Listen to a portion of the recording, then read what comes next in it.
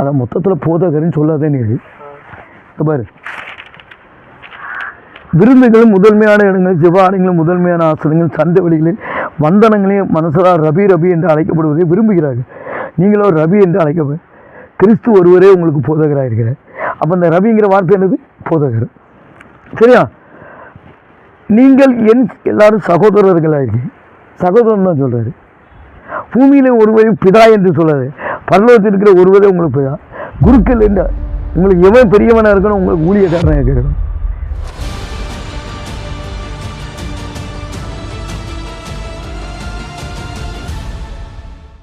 ஆமா, அது சொல்றல ரவி ரபின்னு சொல்றது போதகர் தானே. அந்த பெருமையான வார்த்தையை தான் கேட்குறாங்களா பாரு, எவ்வளோ அழகாக சொல்கிறாரு. எல்லாரையும் தான் விரும்புகிறாங்களாம், அதை சொல்கிறது தான் விரும்ப, அதான் அவங்களுக்கு மேன்மையான வார்த்தையாம். என்ன அழகாக சொல்கிறாருப்பா. இதெல்லாம் நீங்கள் முன்னால் ஒருத்தன் பிரதர்ன்ட்டு இடம்தான் சிபிஎங்காரன், இப்போ அவனுக்கு இந்த ஆசை வந்துட்டு நான் பாஸ்டர். அதான் மொத்தத்தில் போதகர்னு சொல்லாதே நீ பாரு. விருந்துகளும் முதன்மையான இடங்கள், ஜெபாலயங்களும் முதன்மையான ஆசனங்கள், சந்தை வழிகளில் வந்தனங்களையும் மனசரால் ரபி ரபி என்று அழைக்கப்படுவதை விரும்புகிறார்கள். நீங்களோ ரபி என்று அழைக்கப்ப கிறிஸ்து ஒருவரே உங்களுக்கு போதகராக இருக்கிறார். அப்போ இந்த ரபிங்கிற வார்த்தை என்னது? போதகர். சரியா? நீங்கள் என் எல்லாரும் சகோதரர்களாக இருக்கீங்க. சகோதரன் தான் சொல்கிறாரு. பூமியில் ஒருவரை பிதா என்று சொல்லாது, பரலோகத்தில் இருக்கிற ஒருவரே உங்களுக்கு பிதா. குருக்கள் என்ற உங்களுக்கு எவன் பெரியவனாக இருக்கணும், உங்களுக்கு ஊழியக்காரனாக இருக்கணும். ஏன் இதுக்காக நீங்கள் சண்டை போட்டு பிரசங்கித நீ பிரசங்கம் பண்ண போன்னு தான் சொல்கிறாரு. ஆமாம், பிரசங்கம் பண்ண போக சொல்கிறாங்க. ஆமாம், பிரசங்கியார். பிரசங்கியார் ப்ரீச்சர். நான் இப்போ அதை தான் கொடுக்க போகிறேன். பிரசங்கியார் வந்து ப்ரீச்சர். நீ அது சொல்லு. ஊழியக்காரர். ஊழியக்காரர். எல்லாருமே ஊழியக்காரங்க தானே, அவரை ஏற்றுக்கொண்டவங்க. ஊழியக்காரர் தானே. ஆமாம், ஊழியக்காரர். ஊழியக்காரர் சேவகன் சொல்லப்பட்டிருக்கு.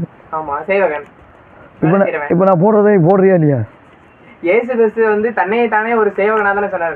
நான் உங்களுக்கு பணிவிடை செய்யறேன். பணிவிடை செய்ய தான் வந்தாரு. ஊழியம் கொள்ளும்படி வராமல் ஊழியம் செய்யும்படிக்கு வந்தார். இப்போ நான் என்ன சொல்றேன்னா, அப்படி சொல்றேன், உங்களை ரட்சிக்கிறதுக்கு அதை தான் சொல்றாரு.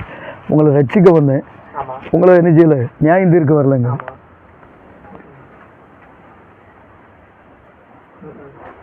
பாஸ்டருங்கிற வார்த்தையை நீங்கள் கூப்பிடாம எல்லாருமே நாங்கள் ஊழியக்காரங்க வேலைக்காரங்கன்னு சொல்லி பாருங்க. அங்கே இருக்கலாம். நீங்களாம் யாரு? தன்னை உயர்த்துக்கிறவன் தாழ்த்த போதும், தன்னை தாழ்த்துக்கிறவன் சொல்லப்படுவான். நாங்கள் சொல்லப்பட்டுக்கிற காரியம், உங்களுக்கு பெரியவனாக இருக்க, உங்களுக்கு ஊழியக்காரனாக இருக்கிறவன். நீங்கள் குருக்கள் என்று அழைக்கப்பட கிறிஸ்து ஒருவரை உங்களுக்கு குருவாயிருக்கிறார். அப்போ இதெல்லாம் கர்த்தர் விரும்பலை, தாழ்மை தாங்க விரும்புகிறாரு. பாஸ்டருங்கிறது மேன்மை, பாஸ்டருங்கிறது மேன்மை. இதை கர்த்தர் என்ன செய்யலை, விரும்பலை.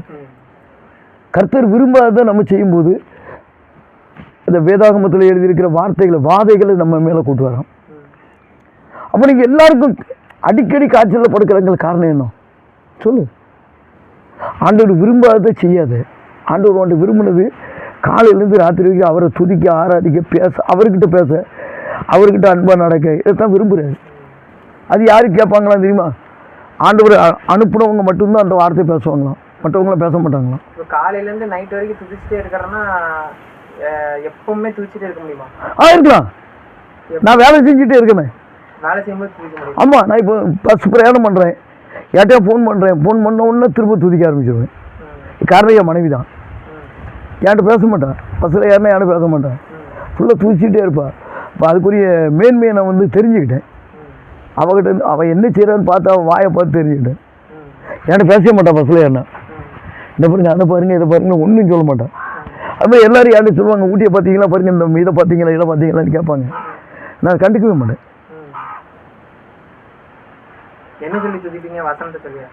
இல்லை, ஆண்டவரே இன்னைக்கு எனக்கு நடக்க கிருபை தந்தீங்க, சோத்திரம். பேச கிருபை தந்தீங்க, சோத்திரம். இந்த மாதிரி இயற்கை சூழ்நிலைகள் பார்க்க தந்தீங்க. நான் கடல் பக்கத்தில் போய் உட்காருவேன். ஆண்டவரே இந்த இயற்கை சூழ்நிலைகளை இவ்வளோ அழகாக உருவாக்கியிருக்கீங்களே, சோத்திரம். இதை அந்த நண்டை பார்ப்பேன். நண்டு வெளியில் வந்து இன்னைக்கு ஒரு இறை இல்லாமல் உள்ள போகுது. நம்ம வெளியில் வர்றதை பார்ப்போம். போகும்போது அந்த கொடுத்துல ஒரு சின்ன இறையை கொண்டு போவோம். நான் அதை நுண்ணியமாக கவனிப்பேன். இதுக்கெல்லாம் சோத்திரம் போடுவேன். நான் இப்போ இல்லை, அரை மணி நாட்கள்லேருந்து இதான் செய்யறேன். நான் விவரம் தெரியாமல் செஞ்சுட்டு இருந்தேன். ஆண்டவர் என்ன வேற யாருமே இந்த வார்த்தை பேச முடியாது. ஆமாம், நான் ரசிக்கப்பட்டது 47 வயசில். ஆமாம், எப்படி 47 வயசுல எனக்கு தெரியாது. யாரு சொன்னாங்க? மனைவியுடைய ஜெபம். யார்கிட்ட யாரும் சொல்லு சொல்ல மாட்டாங்க. சொன்னாங்க நமக்கு காணிக்க தர மாட்டாங்க சொல்ல மாட்டாங்க. சொல்ல மாட்டாங்கப்பா. சுவிசேஷம் சொல்லலையா உங்களுக்கு யாரும்? இப்போ வேதத்தை படிச்சு தெரிஞ்சுக்கிட்டீங்களா? படிக்க ஆரம்பிச்சது ஊழியத்துக்கு வந்த பிறகு தான். அப்போ எப்படி தெரியும் இயேசு கிறிஸ்து அவங்க ரட்சகர்னு? நான் 5வது படிக்கும்போது எனக்கு அந்த நான் எங்கள் ஐயாட்ட போய் சொல்லியிருக்கேன், ஐயானைக்கு நீங்கள் வெளியே போகாதீங்க. அன்றைக்கே சொல்லியிருக்கேன், ஐயா வெளியே போகல.